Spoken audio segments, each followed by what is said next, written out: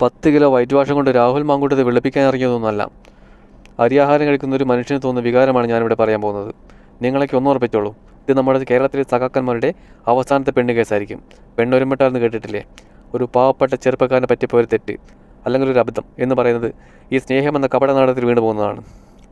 ഇതിനെ വെച്ച് ആഘോഷിക്കുന്നവരും പുള്ളിക്കാരനെ തേച്ചൊട്ടിക്കുന്നവരും ഇതൊക്കെ തുടരണം. കാരണം നാളെ ഇത് നിങ്ങൾക്കോ നിങ്ങളുടെ കുടുംബത്തിലേക്കോ എത്താനുള്ള ദൂരം വിദൂരമല്ലെന്ന് കൂടി കൂട്ടിച്ചേർക്കണം. മറ്റൊരുത്തൻ്റെ ഭാര്യയായി ജീവിച്ച് വേറൊരുത്തൻ്റെ കൂടെ കിടക്ക പങ്കിടുന്ന അതിജീവിത എന്ന ചാനലുകൾ വിളിക്കുന്ന ഇതുപോലുള്ള പെണ്ണുങ്ങളെയൊക്കെ എന്ന് വിളിക്കാനാണ് എനിക്കിഷ്ടം.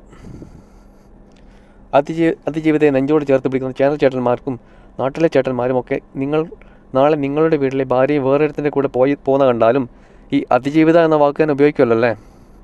ഈ രാഷ്ട്രീയമൊക്കെ മാറ്റി വെച്ചിട്ട് നമ്മളൊന്ന് ചിന്തിച്ച് നോക്കിയാൽ, അല്ലെങ്കിൽ ഈ സ്ത്രീ നമ്മളെക്കൊണ്ട് ചിന്തിപ്പിക്കുന്നത് ഇന്ന് നമ്മുടെ നാട്ടിലെ എത്ര കുടുംബങ്ങൾക്ക് സ്വന്തമായിട്ട് കഴിയാൻ സാധിക്കുന്നുണ്ട്? ഈ ഒരു അവിഹിതം കാരണം നശിച്ചുപോയ അല്ലെങ്കിൽ നശിച്ചുകൊണ്ടിരിക്കുന്ന എത്ര കുടുംബങ്ങളുണ്ട്? നമ്മുടെ നാട്ടിലെ ഭാര്യമാരുടെ അവിഹിതം കാരണം നിസ്സഹായരായി നോക്കി നിൽക്കേണ്ടി വരുന്ന, അല്ലെങ്കിൽ ഇന്നും ഒന്നും ചെയ്യാൻ സാധിക്കാത്ത കുട്ടികളെയും ചേർത്ത് പിടിച്ച് കഴിയുന്ന എത്ര ചെറുപ്പക്കാരുണ്ടെന്ന് നമ്മുടെ നാട്ടിൽ. എന്ന് വെച്ചിട്ട് എല്ലാവരും അങ്ങ് അടച്ചാക്ഷേപിക്കൊന്നുമല്ല. എന്താണ് ഈ പെണ്ണുങ്ങൾക്കൊക്കെ സംഭവിച്ചതെന്ന് അറിയില്ല. ഈ സ്വാതന്ത്ര്യം വേണം, സമത്വം വേണം എന്നൊക്കെ പറഞ്ഞ് നിലവിളി കൂട്ടുന്നത് എന്തും ചെയ്യാനുള്ള, അല്ലെങ്കിൽ ഈ നിയമം എല്ലാ സ്ത്രീകൾക്ക് അനുകൂലമാണ് എന്നുള്ളൊരു ചിന്താഗതിയോ അതിൻ്റെ അഹങ്കാരമോ ഈ കാണിക്കുന്നത്, അതും അറിയില്ല.